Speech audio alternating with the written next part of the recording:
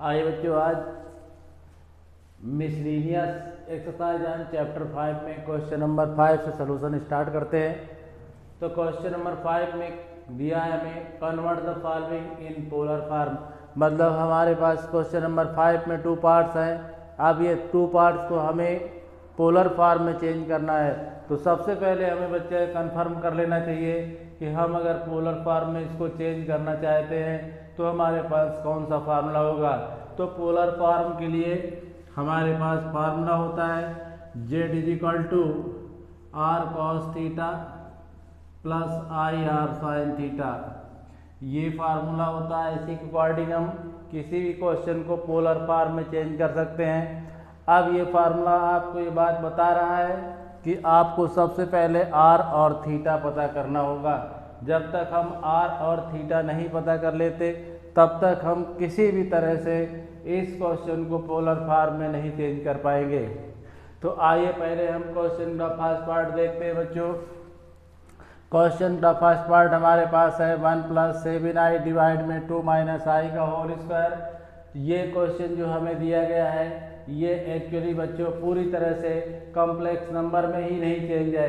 तो सबसे पहले आपको यहाँ से स्टार्ट करना है। हम क्वेश्चन को कॉम्प्लेक्स नंबर में किस तरह से पहले इसको चेंज करके लाते हैं, उसके बाद फिर हम पोलर फॉर्म के बारे में सोचते हैं। तो सबसे पहले आइए इस क्वेश्चन का सिंप्लीफाई करते हैं। सिंप्लीफाई करने के लिए सबसे पहले आप देखिए बच्चों, नीचे हमारे पास a - b की फॉर्म में क्वेश्चन है, उसमें फार्मूला डाल देते हैं। a - b के होल स्क्वायर का फार्मूला होता है a² + b² - 2ab। इसी फार्मूले को हम यहाँ पर डालते हैं और क्वेश्चन को आगे सॉल्व करने की कोशिश करते हैं। तो यहाँ 2 का स्क्वायर 4 हो जाएगा, i का स्क्वायर हो जाएगा i² और माइनस का 2 × 2 = 4i। अब यहाँ बच्चों देखिए आपके पास फिर कन्फर्म है i² की वैल्यू -1 होती है। यहाँ पर i² के प्लेस पे -1 डाल देते हैं। यहाँ पर 1 + 7i कंटिन्यू चलता रहेगा। 4 - 1 - 4i होता है। अब यहाँ पर 1 + 7i के साथ 3 - 4i कंप्लीट आ जाता है। अब ये भी बच्चों देखिए हमारे पास जो कॉम्प्लेक्स नंबर की कंडीशन होती है वो होती है a + ib की फॉर्म। तो अब हमें क्या करना होगा, डिनोमिनेटर की वैल्यू को फिनिश करने की कोशिश करना होगा। इसका साइन चेंज करके मतलब कंजुगेट से मल्टीप्लाई करके किसी तरह से डिनोमिनेटर की वैल्यू को सिंप्लीफाई कर दीजिए। तो यहाँ 3 - 4i है, हमें मल्टीप्लाई करना है 3 + 4i से। यहाँ पर भी 3 + 4i से मल्टीप्लाई कर दिया नोमिनेटर और डिनोमिनेटर में। अब यहाँ पर डिनोमिनेटर में तो आपके पास एक नया फार्मूला आ रहा है a² - b² = a + b और a - b। इसको डाल देते हैं। तो यहाँ पर हमारे पास 3 का स्क्वायर हो जाएगा -4i का स्क्वायर हो जाएगा। लेकिन नोमिनेटर में आपको मल्टीप्लाई करना ही होगा। 3 की मल्टीप्लाई 1 में करेंगे 3 की मल्टीप्लाई 7 में 21i, 4 की मल्टीप्लाई करेंगे 1 में 4i और ये हो जाएगा 28i²। इस तरह से देखिए बच्चों 3 + i हमारे पास कंप्लीट होके 25i हो जाएंगे। अब यहाँ i² की वैल्यू फिर -1 डालेंगे तो -28 आएगा। यहाँ देखिए बच्चों आगे हम इसको सॉल्व करते हैं। 3 का स्क्वायर 9 और ये 16i²। यहाँ भी i² की वैल्यू डालते हैं। तो यहाँ देखिए नोमिनेटर में पहले हमारे पास 28 और 3, इसमें i नहीं है, इसका सलूशन हो जाएगा -25 और ये 25i। अब आप देखिए डिनोमिनेटर में i² की वैल्यू -1 डालने के बाद ये 16 प्लस में हो जाएगा। और इस तरह से आगे इसको सॉल्व करना चाहें तो हमारे पास -25 प्लस इसमें 25 कॉमन ले लीजिए बच्चों। 25 कॉमन है तो यहाँ पर -1 + i बचता है और डिनोमिनेटर में 25 जो कि कैंसिल हो जाता है। इस तरह से आपके पास जो हमारे पास कॉम्प्लेक्स नंबर कंप्लीट अवस्था में आया है वो z = -1 + i आ चुका है। अब इसको बच्चों पोलर फॉर्म में चेंज करने के लिए सबसे पहले हमको क्या करना होगा, आर निकालना होगा, क्योंकि जैसे ही आप इसको पोलर फॉर्म में चेंज करेंगे तो आर की जरूरत पड़ेगी, थीटा की जरूरत पड़ेगी। इसके लिए इसको हम कंपेयर के लिए भेजते हैं a प्लस आई वी की फॉर्म में, या फिर आप कह दीजिए x प्लस आई वाई की फॉर्म में। ये इक्वेशन नंबर फर्स्ट है, ये इक्वेशन नंबर सेकेंड है। कंपेयर करते हैं, x इक्वल टू -1 बनता है, y equal to 1।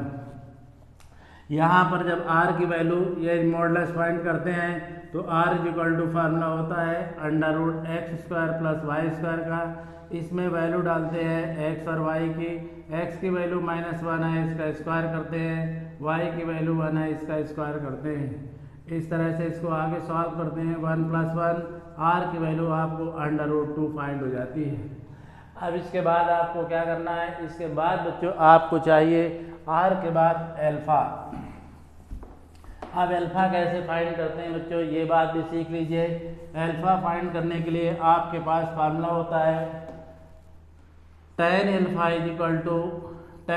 Equal to mod y/x।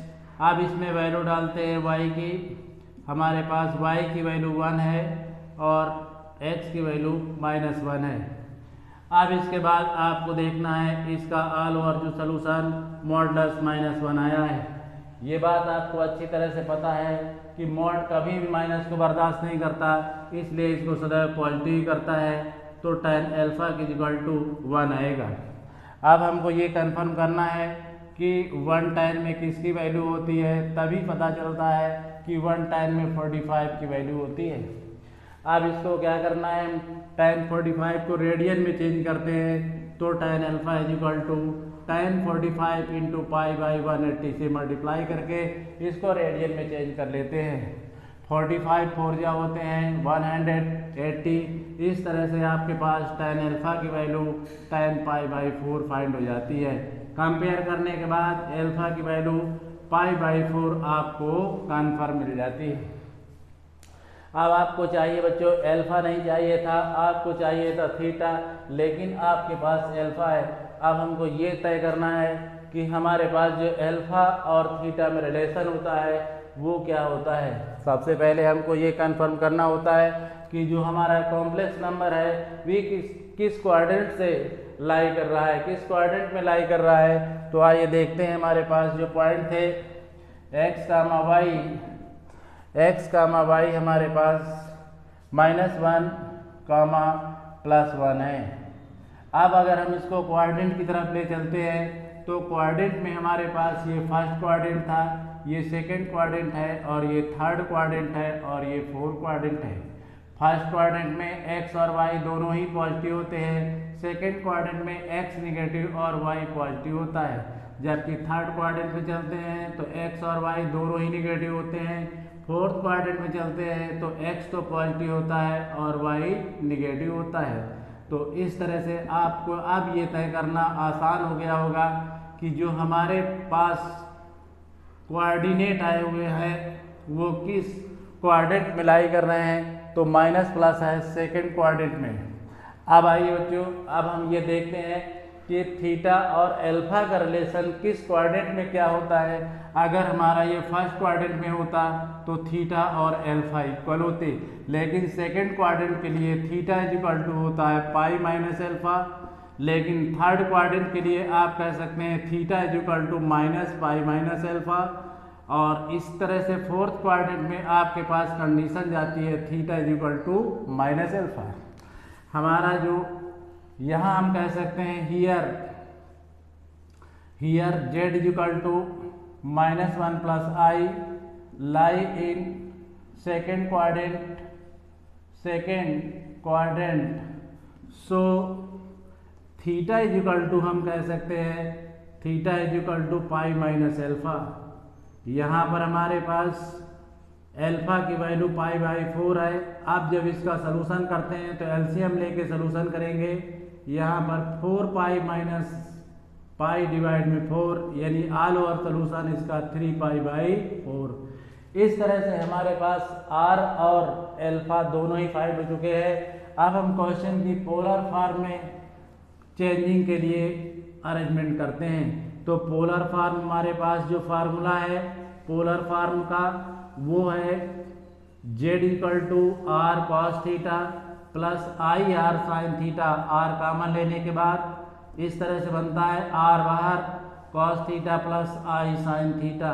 यहाँ पर आर की वैल्यू हमारे पास √2 है और थीटा की वैल्यू 3π/4 है।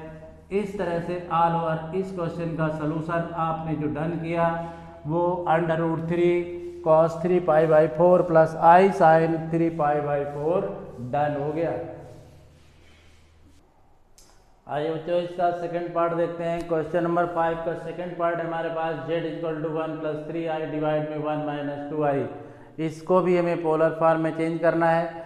तो पोलर फॉर्म में चेंज करने से पहले बच्चों हम सबसे पहले इसको कॉम्प्लेक्स नंबर की फॉर्म में चेंज कर लें, उसके बाद आगे क्वेश्चन को सॉल्व करते हैं। तो कॉम्प्लेक्स नंबर की फॉर्म में चेंज करने के लिए बच्चों सबसे पहले डिनोमिनेटर में 1 माइनस 2i है, इसको किसी तरह से फिनिश करते हैं। तो इसको फिनिश करने के लिए कंजुगेट का सहारा लेते हैं और कंजुगेट से मल्टीप्लाई करके इसको फिनिश करने की कोशिश करते हैं। तो आइए देखिए 1 प्लस 3i हमारे पास ऑल ओवर चल रहा है, डिवाइड में 1 माइनस 2i है। इसी का साइन चेंज करके नॉमिनेटर और डिनोमिनेटर में मल्टीप्लाई करते हैं। तो इस तरह से जैसे आपने मल्टीप्लाई किया तो आपके डिनोमिनेटर में तो फार्मूला लग जाता है a² माइनस b² का, जो a plus B a minus B होता है। तो यहाँ 1² माइनस 2i का स्क्वायर हो जाएगा। आप नॉमिनेटर में आपको मल्टीप्लाई करना है, 1 की मल्टीप्लाई करते हैं 1 में 1 की 3i में करते हैं 3i प्लस 2i की 1 में करते हैं 2i और 3 में 6i²। यहाँ पर आगे सॉल्व करते हैं 1 प्लस यहाँ 5i बनता है, i² की वैल्यू हमारे पास -1 होती है, इसलिए इसमें हम -1 डालने के बाद यहाँ जो फाइंड करते हैं वो 6। डिनोमिनेटर में हमारे पास 1 माइनस 4i² बनता है।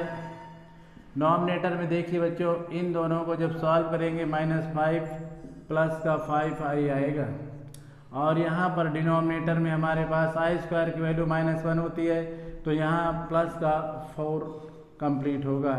यहाँ माइनस यानी कि 5 कॉमन ले लेते हैं, जैसे ही 5 कॉमन लेते हैं -1 प्लस i आता है, डिनोमिनेटर में 5 होता है, 5 से 5 कैंसिल होने के बाद -1 प्लस i हमारे पास complex number z equal to find हो जाता है। आप बच्चों देखिए फर्स्ट पार्ट में भी हमारे पास यही क्वेश्चन था, सेकंड पार्ट में भी यही कंडीशन आ गई है। अब हमें क्या करना होगा, यहाँ से बिल्कुल वही फर्स्ट पार्ट को नोट करना होगा। देखिए z equal to -1 plus i आया है, इसको हमने सीधे कॉम्प्लेक्स नंबर के पास भेजा। Complex number z equal to x plus i होता है। हमने यहाँ से कंपेयर किया, x की वैल्यू हमारे पास -1i, y की वैल्यू हमारे पास 1i। अब हमको पोलर फॉर्म के लिए r और z की तलाश है, r और थीटा की तलाश है। तो सबसे पहले हम r के लिए फार्मूला इन्वाइट करते हैं। r इक्वल टू होता है √x² प्लस y²। तो यहाँ पर x और y की वैल्यू डाल के r की वैल्यू हमने √2 फाइंड कर लिया।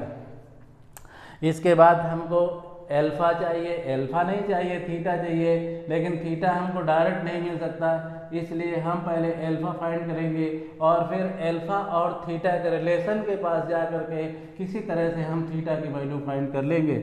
यहाँ पर हमारे पास tan अल्फा इक्वल टू होता है मॉडुलस y/x, y की वैल्यू हमारे पास 1 है, x की वैल्यू -1 है। इन दोनों वैल्यूओं को डालने के बाद हमारे पास जो कंडीशन आती है tan alpha equal to modulus -1 आती है, लेकिन मॉड के अंदर का अगर माइनस है तो वो पॉजिटिव हो जाता है, इसलिए हम tan अल्फा इक्वल टू 1 ही ले सकते हैं। अब हम देखते हैं 1 tan में किसकी वैल्यू होती है, तभी पता चलता है कि tan 45 की वैल्यू 1 होती है। हमने 1 के प्लेस पे tan 45 डाल दिया, इसके बाद हमने इसको रेडियन में चेंज करना उचित समझा। तो tan 45 को जैसे रेडियन में चेंज किया तो π/180 से मल्टीप्लाई करने के बाद डिग्री रेडियन में चेंज होती है, इसलिए हमने इसको चेंज कर दिया। तब tan alpha equal to tan π/4 complete अवस्था में आया और इस तरह से हमने अल्फा की वैल्यू π/4 डन कर लिया। अब अल्फा की वैल्यू तो मिल चुकी है, लेकिन हमको चाहिए थीटा की वैल्यू। थीटा की वैल्यू और अल्फा की वैल्यू में काफ़ी रिलेशन होता है, वो रिलेशन हमको मिलता है कोऑर्डिनेट से।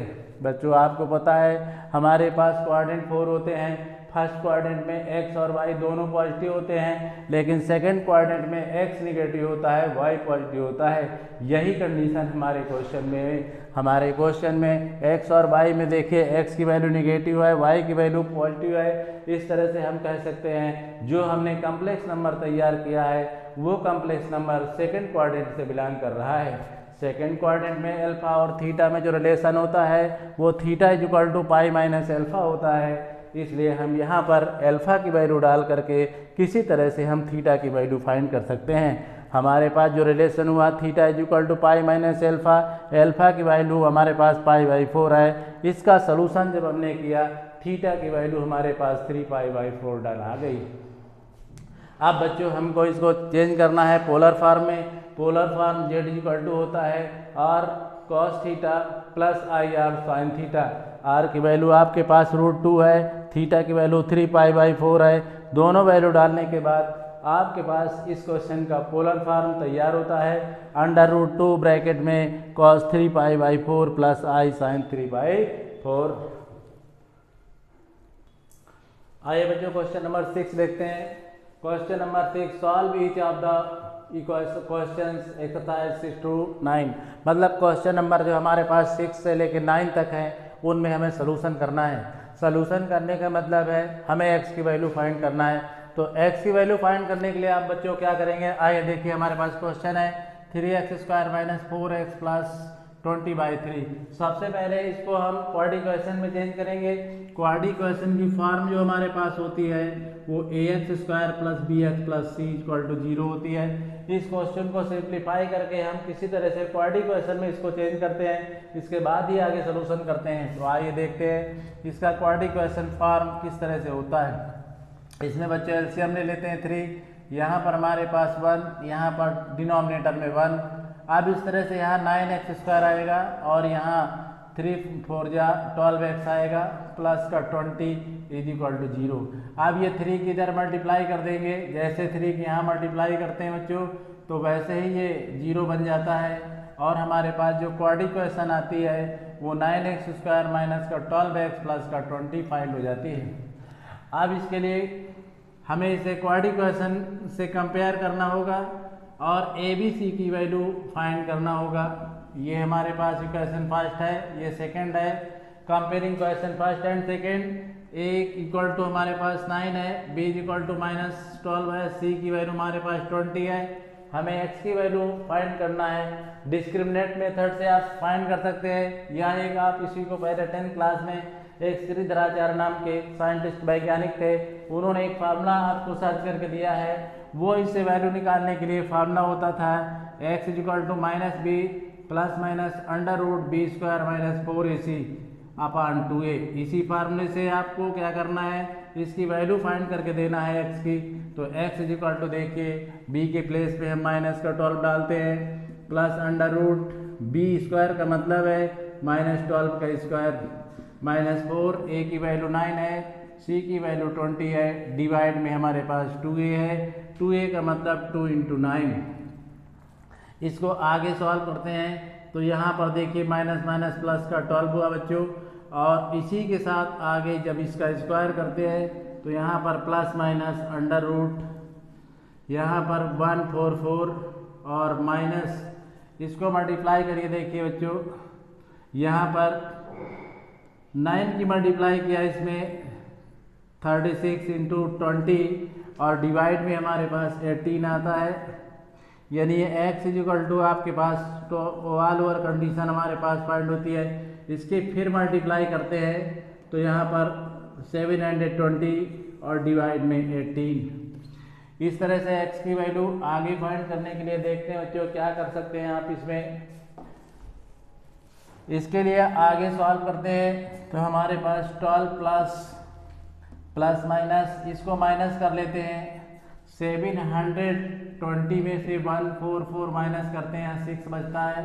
यह 11 का मतलब 7, यहाँ 6 5 और यहाँ पर आपके पास माइनस में 5 7 6 बचता है बच्चों। आप देखिए डिवाइड में हमारे पास 18 था, सबसे पहले इसका माइनस फिनिश करते हैं। माइनस फिनिश करने के लिए पहले भी आपने एक्सरसाइज में बात पढ़ रखा है कि अगर अंडर रूट 1 माइनस का 1 है, इसको हम क्या कर सकते हैं, x के इक्वल लिख सकते हैं। यानी अगर हम इसको बाहर करना चाहें -1 इज इक्वल टू हम एक्स स्क्वायर कर सकते हैं, -1 एक्स स्क्वायर। तो इससे देखिए यहाँ पर आप इसको इस तरह से भी ब्रेक कर सकते हैं, अंडर रूट -1 इंटू और ये 5 7 6 और डिवाइड में हमारे पास 18, यानी कि आप कह सकते हैं -1 के प्लेस पे आई स्क्वायर, तो आई स्क्वायर से आई बाहर आ जाएगा और इस तरह से हमारे पास ये बनेगा 5 7 6। आप देखिए बच्चों ये स्क्वायर होता है, आप समझ सकते हैं कि इसका स्क्वायर होता है। ये बच्चों 24 का स्क्वायर होता है, तो 24 का स्क्वायर का मतलब इसको बाहर ले लीजिए 12 प्लस माइनस आई और ये 24। अब इसको सेपरेट कर दीजिए। सेपरेट करने का मतलब है 12 के डिवाइड में 18 प्लस माइनस 20 आई के डिवाइड में भी 18। अब इसको कैंसिल कर सकते हैं, तो 6 2 जा 6 3 जा, अब इसको 2 से भी कैंसिल कर सकते हैं 12 और ये 9। तो x इज इक्वल टू आपके पास 2/3 प्लस का 12y डिवाइड में आपके पास कितना आएगा 9 आएगा। और इस तरह से इस क्वेश्चन का आंसर आपने डन कर लिया। इसको और भी सिंप्लीफाई करना चाहें बच्चे कर लीजिए, 3 4 जा 3 3 जा, इस तरह से x की वैल्यू 2/3 प्लस 4i/3। इस तरह से ये इस क्वेश्चन का ऑल ओवर सोल्यूशन रहा। तो इस तरह से बच्चों क्वेश्चन नंबर 6 आपका बिल्कुल डन हो गया।